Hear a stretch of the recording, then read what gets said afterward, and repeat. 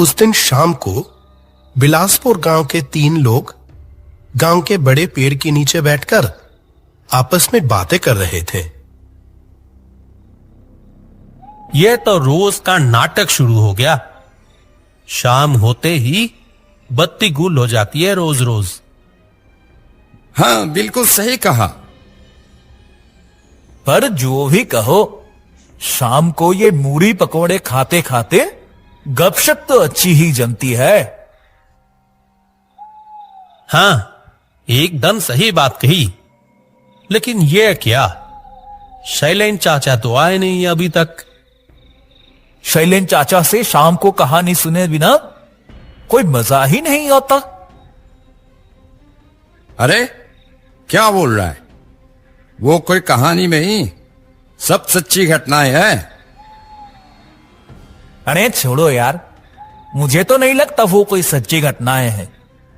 क्यों, पिछली बार की बात याद नहीं? वो जो शैलेन चाचा बता रहे थे, किसी डूमगर राम की जगह पर एक कुएं में एक पिशाच रहता था, वो भी गला हो सकता है कहीं?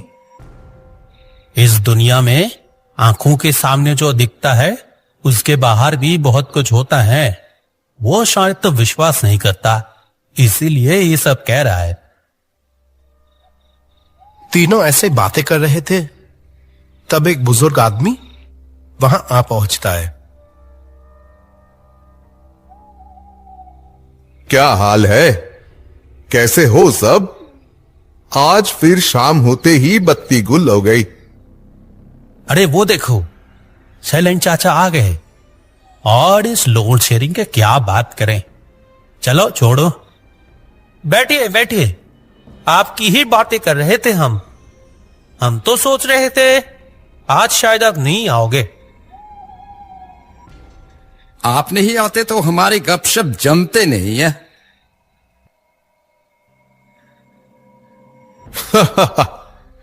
मैं तुम लोगों से उम्र में बड़ा हो सकता हूं, लेकिन तुम्हारे जैसे जवान लड़कों के साथ बैठकर गपशप करने में मजा ही अलग है। उन बूढ़ों के साथ बैठकर दूसरों की बुराई करना मुझे बिल्कुल नहीं भाता। ये लो चाचा, गरम गरम मूढ़ी पकोड़े। वाह, इस सुहानी शाम में गरम गरम मूढ़ी पकोड़े, बहुत बढ़िया। तो शैलेन चाचा, आज आपके जीवन की कौन सी घटना सुनाओगे? अच्छा चाचा, आपने सामने से कभी भूत देखा है कोई? शैलेन चाचा कुछ देर सोचकर फिर बोलने लगते हैं। तुम लोग शायद सोचते होगे कि मैं तुम्हें जो घटनाएं सुनाता हूं वो सब मनगढ़ंत है, पर ऐसा बिल्कुल नहीं है। मैं डॉक्टर होने के नाते इस देश की अलग अलग जगहों पे रहा हूं। वहां से कितनी तरह के अनुभव हुए हैं मुझे, और वही तुम लोगों को सुनाता हूं। सच में चाचा, आप जो घटनाएं सुनाते हो वो सुनकर तो किसी को भी डर लग जाएगा। शैलेन चाचा, आज ना अपनी आंखों से देखा कोई भूत का किस्सा सुना। चलो, आज एक कुछ अलग तरह की घटना सुनाऊंगा। उम्मीद है यह घटना डर के साथ साथ तुम्हारे दिलों को भी छू जाएगी। तब मेरी उम्र बहुत कम थी। डॉक्टर के रूप में अभी अभी नौकरी शुरू ही की थी। तब मेरी डॉक्टर के रूप में पोस्टिंग हुई थी दुर्लभपुर नाम के एक गांव में। वो गांव शहर से बहुत दूर था। वहां तब तक बिजली भी सही से नहीं पहुंची थी। मुझे वो जगह बहुत पसंद आ गई। वहां के लोग भी मुझे कुछ ही दिनों में अपना बना लिया था। उस दिन गांव के 2 लोग मुझसे मिलने आए थे। हमारा ये गांव आपको कैसा लग रहा है डॉक्टर साहब? बहुत अच्छा है ये जगह, बहुत शांत और सुंदर है तुम्हारा ये गांव। तो डॉक्टर साहब, आपको यहां रहने में कोई परेशानी तो नहीं हो रही? कोई दिक्कत हो या किसी चीज की जरूरत हो तो हमें जरूर बताइएगा। हाँ, नहीं नहीं, कोई परेशानी नहीं हो रही है। अकेला रहता हूं, इसीलिए कोई समस्या नहीं है। और श्याम भैया तो है ही, खाना बना सब बनाकर दे जाता है। बहुत अच्छा है, कोई दिक्कत नहीं। चलो, सुनकर बहुत खुशी हुई। पर डॉक्टर साहब, आपसे एक बात कहनी थी। उस आदमी की बात सुनकर मैं बहुत हैरान हुआ। हंसते मुस्कुराते दोनों लोग कुछ ही पलों में बहुत गंभीर हो गए। तुम क्या कुछ खास कहना चाहते हो? हाँ, वो तो कहना ही है। दरअसल आप तो गांव के बिल्कुल आखिरी सिरे पर रहते हैं, इसीलिए कह रहा हूं, ये जगह कुछ खास ठीक नहीं है। क्यों? ऐसी बात क्यों कह रहे हो? आप अंधेरा होने के बाद ज्यादा बाहर मत निकलिएगा और अस्पताल से भी कोशिश कीजिएगा शाम होने से पहले ही लौट आने की। आपके क्वार्टर के पीछे जो रास्ता उस जंगल की तरफ जाती है ना, उस रास्ते की बहुत बदनामी है डॉक्टर साहब। बदनामी? बदनामी मतलब? चोट तो का खतरा है डॉक्टर साहब। रात में उस रास्ते पर किसी को अकेला पा गए तो बिल्कुल नहीं छोड़ते, यहां तक कि मार भी डालते हैं। यह तो बहुत भयानक बात है। पुलिस कुछ नहीं कर रही? अरे, पुलिस उन्हें ढूंढ पाएगी तब तो कुछ करेगी ना, इसीलिए आप खुद ही सावधान रहिएगा। अब समझ में आया क्यों श्याम भैया शाम होने से पहले ही सारा काम निपटा के चला जाता था। उस दिन उन लोगों की बातें सुनने के बाद से ही मैं बहुत सतर्क हो गया। बहुत जरूरी ना होने पर शाम के बाद घर से नहीं निकलता था और अस्पताल से काम निपटा कर शाम से पहले ही घर आ जाता था। उस दिन रात बहुत गहरी थी। आसमान काले बादलों से ढका हुआ था।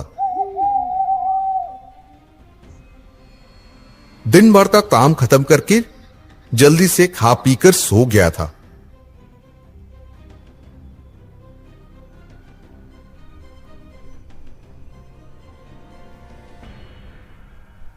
अचानक एक आवाज से मेरी गहरी नींद खुल गई।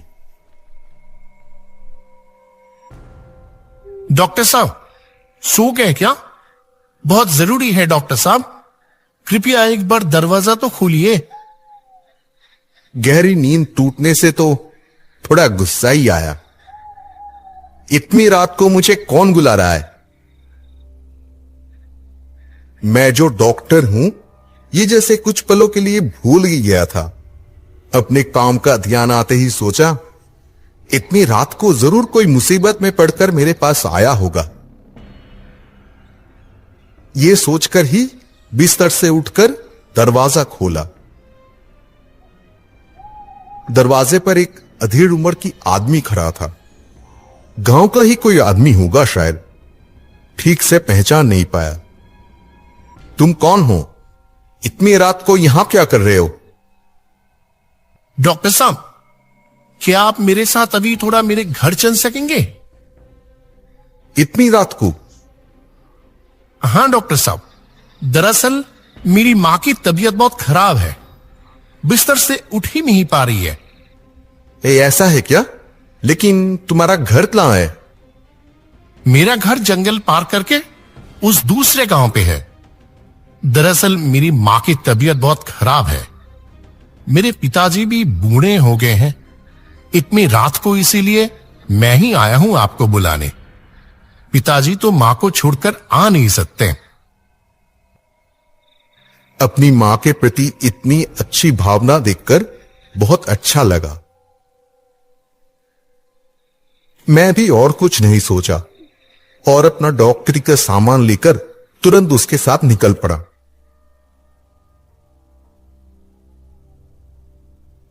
अच्छा, तुम्हारा घर क्या बहुत दूर है? बस पास के ही गांव में है डॉक्टर साहब, थोड़ा दूर है और ज्यादा वक्त नहीं लगेगा। बाहर निकलकर अंधेरे में थोड़ा चलते ही बारिश की मौसम होने के कारण काफी ठंडक लग रही थी।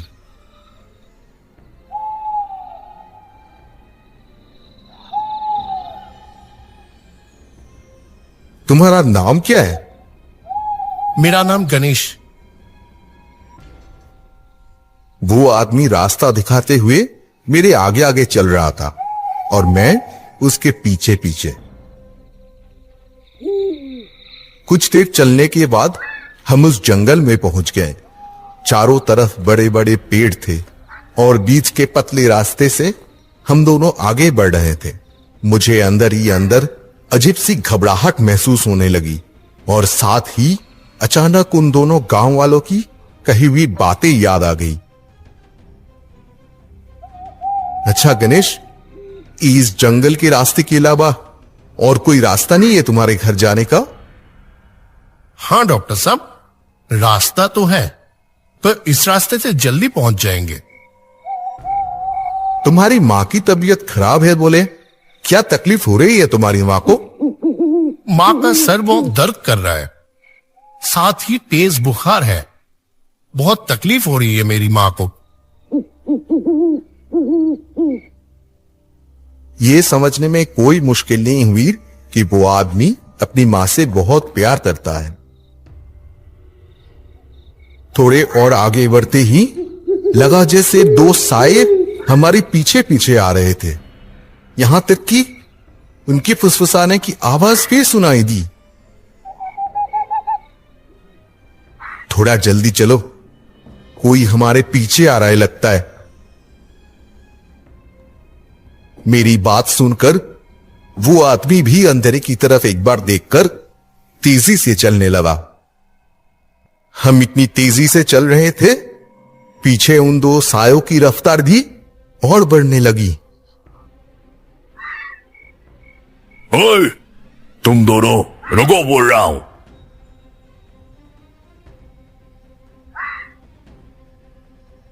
ओए, कुछ भी माल है जल्दी से दे दो, वरना अभी लाश बना दूंगा। मेरे पास कुछ नहीं है और जो मेरे साथ है उसके पास भी कुछ नहीं है। उसकी मां की तबीयत खराब है, उसे ही देखने जा रहा हूं। हमें जाने दो, मेरी मां की तबीयत सच में बहुत खराब है। अरे मर जाए तेरी मां, हमें क्या। क्या कहा? ओह, अरे बाप रे, अरे बचाओ रे।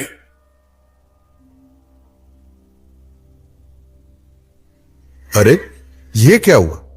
वो गुंडे दोनों ऐसे चिल्लाकर क्यों भागे? वो शायद अपनी गलती समझकर चले गए होंगे। आप अब जल्दी से चलिए डॉक्टर साहब, बहुत देर हो गई।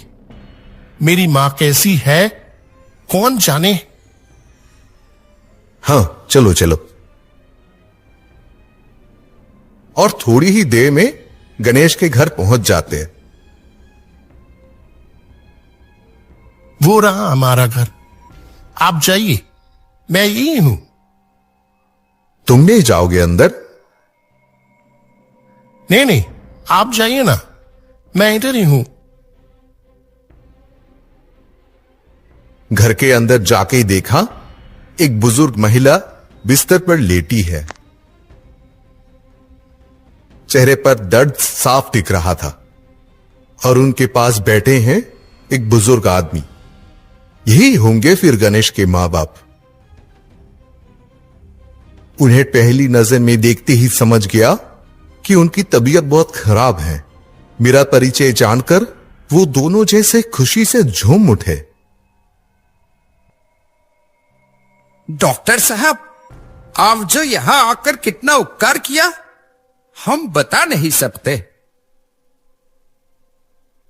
मुसीबत इतनी बड़ी थी कि मैं उस आदमी के बारे में कहना ही भूल गया। इस रात को अस्पताल ले जाने की समय नहीं है समझकर घर पर ही कुछ करने का सोचा। बुजुर्ग आदमी से कहा, इन्हें तो बहुत तेज बुखार है, इस हालत में तो अस्पताल ले जाना भी मुमकिन नहीं है। मैं इन्हें एक इंजेक्शन दे देता हूं, उम्मीद है फिलहाल इससे काम चल जाएगा। वक्त जाया न करते हुए इंजेक्शन लगा दिया। आधे घंटे के अंदर ही हालत में सुधार आने लगा। आप सचमुच भगवान है डॉक्टर साहब। अगर आप आज समय पर नहीं आते तो। आप चिंता ना करें, सुबह तक बिल्कुल ठीक हो जाएंगी। और मैं भगवान नहीं हूं, बल्कि आप इतने भाग्यवान हैं कि गणेश जैसा इंसान आपका बेटा है। गणेश? हां, गणेश तो गया था मेरे घर पर, जाकर बताया कि उसकी मां की तबीयत बहुत खराब है। उसकी बात सुनकर ही तो मैं जल्दी से चला आया। गणेश आपको बुला लाया अपनी मां के बारे में सोचकर? ये क्या कह रहे हैं आप? क्यों, क्या हुआ? इतने हैरान क्यों हो रहे हैं? वो बुजुर्ग आदमी एक पुरानी ट्रंप से एक तस्वीर निकालकर मेरे सामने लाकर बोला, देखिए तो, क्या इसने आपको बुलाया था?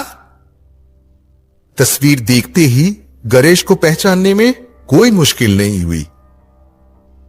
हां, ये तो गणेश है। यही तो गया था मुझे बुलाने, और गणेश तो बाहर ही खड़ा है। मुझसे कहां अंदर जाने को, बोला मैं बाहर खड़ा हूं। क्या कह रहे हैं? गणेश, अंदर आओ, अपनी मां को देख जाओ, वो आप काफी ठीक हैं। कोई जवाब नहीं आया बाहर से। नहीं, वो अब और नहीं दिखेगा। उसका काम जो खत्म हो गया। क्या मतलब? आज से 1 साल पहले की बात है। शहर से काम करके लौटते समय गाड़ी दुर्घटना में मारा गया हमारा बेटा। अपनी मां का बहुत प्यारा था वो। मां को कोई तकलीफ होती थी तो एकदम पागलों जैसा हो जाता था। उनकी तकलीफ में वो आज फिर से आया था। वो बुजुर्ग आदमी से सब सुनकर मेरे पास कुछ कहने को शब्द नहीं रहे। तब तक सुबह की पहली किरण फूटने लगी थी। सच्चे बेटे कभी नहीं मरते, वो मर नहीं सकते। ये थी वो सच्ची घटना जो मेरे साथ उस दिन घटी थी। वही मैंने बताई। विश्वास करना या ना करना, यह पूरा तुम लोगों पर छोड़ दिया। पर यह जरूर कहूंगा, हर घर में एक ऐसा बेटा जरूर हो जो अपने मां बाप के साथ हमेशा रहे। वो तीनों और कुछ नहीं कह पाते। बस चुपचाप वो गणेश का चेहरा सोचने की कोशिश करते रहे।